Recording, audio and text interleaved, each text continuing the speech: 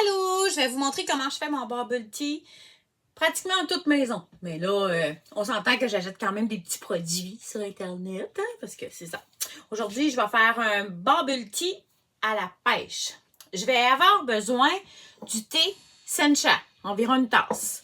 Je vais avoir besoin de pêche dans l'eau, à pas environ 3/4 de tasse. Et je vais prendre 80 grammes de bulles du tapioca à la pêche.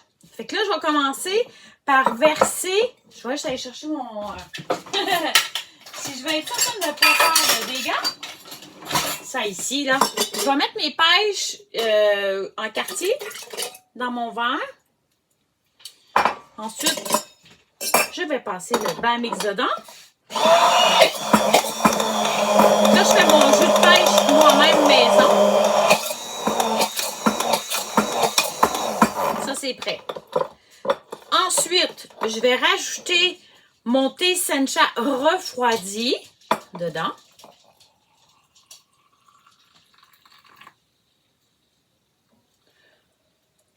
Je vais brasser.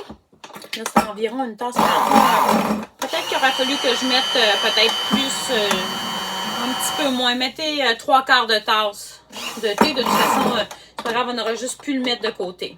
Puis ensuite, ben là, c'est sûr que vous ne brasserez pas parce que vous allez ajouter les bulles. Fait que dans le fond, c'est un sirop.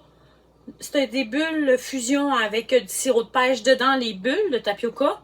C'est sûr que c'est déjà sucré. C'est pour ça que je mets des pêches qui sont dans l'eau, qui sont non sucrées. Fait que je fais juste les rajouter. Et ensuite, je brasse le tout.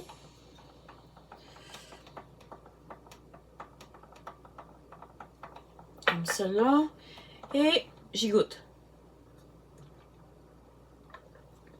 C'est sûr que si vous aimez ça bien sucré, vous pouvez prendre des pêches qui sont déjà dans un sirop, dans le fond, mais moi, je prends dans l'eau. J'aime ça quand c'est un peu moins sucré parce que de toute façon, les bulles aux pêches fusion, ben, ont déjà la saveur sucrée dedans quand vous croquez. Fait que c'est prêt. Fait que vous avez votre bubble tea avec du thé sencha, des pêches dans l'eau et un petit sachet de 80 grammes de bulles fusion.